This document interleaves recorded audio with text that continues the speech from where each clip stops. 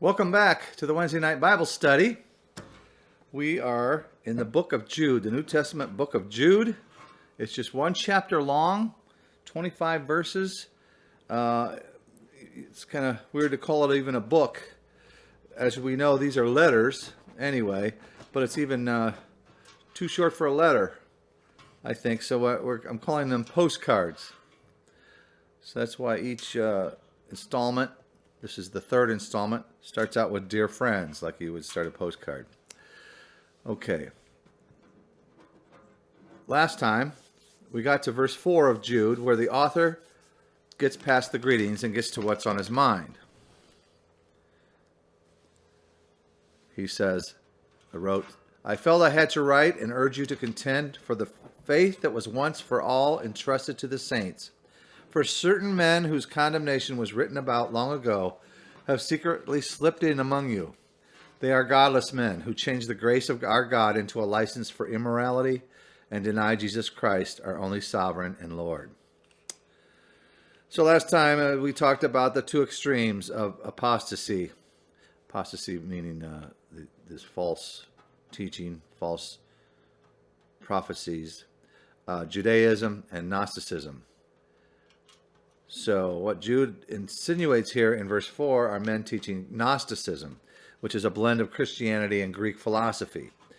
It had slipped in among them through certain men, it says here, Jude says. So in describing Gnosticism, I pointed out your body is evil and your spirit is good.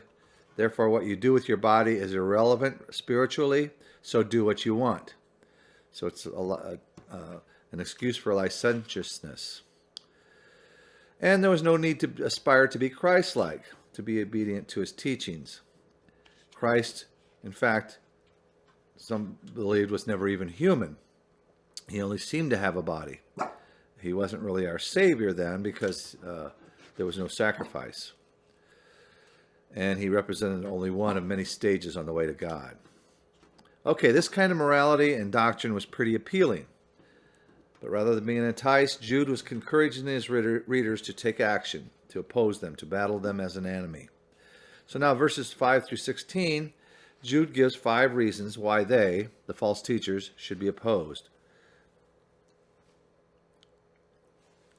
Let's begin looking at these reasons now.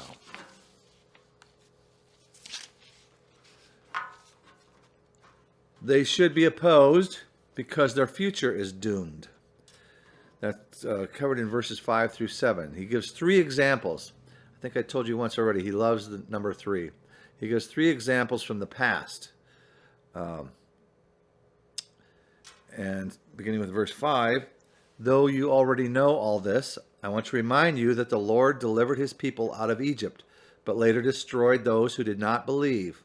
And the angels who do not keep their positions of authority, but abandon their own home, these he has kept in darkness, bound with everlasting chains for judgment on the great day. And he continues with the third one.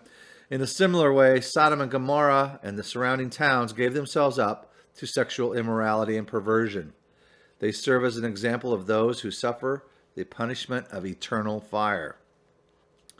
So what were the 3 examples from the past, each having an unhappy ending?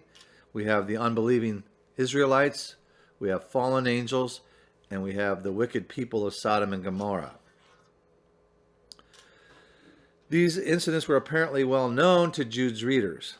And unlike some examples later on that Jude uses, I think we know about these 3 incidents. So let's go back to verse 5. I think as we read these, it's Jude pointing out that they are doomed, these false teachers, and anyone who follows along with them. So, there we have verse 5 again. Though you already know all of this, I want to remind you that the Lord delivered his people out of Egypt, but later destroyed those who did not believe. All right, so that's the Israelites who left Egypt, but he's talking about those who are not faithful. And the author of the book of Hebrews talks about them and their fate in Hebrews 3. Hebrews 3, verse 16. Who were they who heard and rebelled? Were they not all those Moses led out of Egypt? And with whom was he angry for 40 years? Was it not with those who sinned, whose bodies fell in the desert? And to whom did God swear that they would never enter his rest, if not to those who disobeyed? So we see that they were not able to enter because of their unbelief. So the lack of faith and disobedience led to their deaths, without achieving God's promise. Very few of those who left Egypt survived, the original folks. So in verse 6, then, another example turns to an example of the angels. And the angels who did not keep their positions of authority but abandoned their own home, these he has kept in darkness, bound with everlasting chains for judgment on the great day. So it might be that he's writing about Genesis chapter 6, verses 1 through 4. And that begins, when men began to increase in number on the earth and daughters were born to them, the sons of God, that would be some of the angels, saw that the daughters of men, which would be human women, were beautiful, and they married, had sex with, any of them they chose. Then the Lord said, my spirit will not contend with man forever, for he is mortal, his days will be 120 years.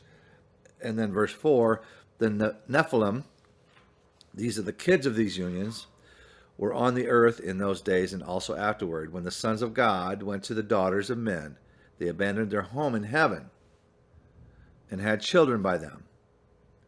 So, maybe that's what Jude was referring to. Those angels who went to earth kind of abandoned their home in heaven to have sex with women and raise these kids. Or it could be that Jude's talking about Lucifer and his rebellious angels who lost their place in heaven. That certainly could be the case too. Either way, the point is disobedience got them doomed for eternity. And then Jude's third example is the fate of the wicked in Sodom and Gomorrah. Here's verse 7 again. In a similar way, Sodom and Gomorrah and the surrounding towns gave themselves up to sexual immorality and perversion. They serve as an example of those who suffer the punishment of eternal fire. I think we all know this story from Genesis. These were the people who turned from God to their own lustful natures, and they were destroyed by fire. You remember the situation with Lot's wife turning and looking back as the city was destroyed, and she turns into a pillar of salt.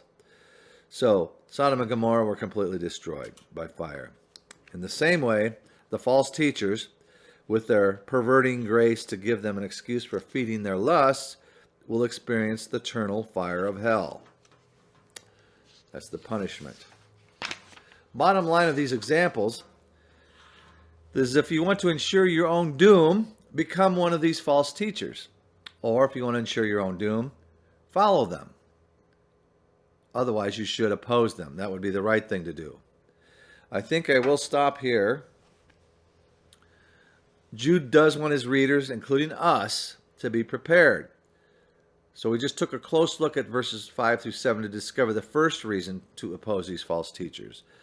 And let's write that in here. Why they and we should oppose false teachers, according to Jude, because their future is doomed. That's covered in verse 5 through 7. But also they should be opposed, and we're going to talk about these next week. Following after, because their future is doomed, we see because their ways are to reject authority. We'll see that in verse 8 through 10. Because their quote-unquote religion is full of error. That's covered in verse 11. Because their leadership is false. That's in 12 through 13. And because their ways are godless, as told in verse 14 through 16. So, we will continue on with the reasons why they and we should oppose false teachers. In the meantime, take care, and may the Lord be with you.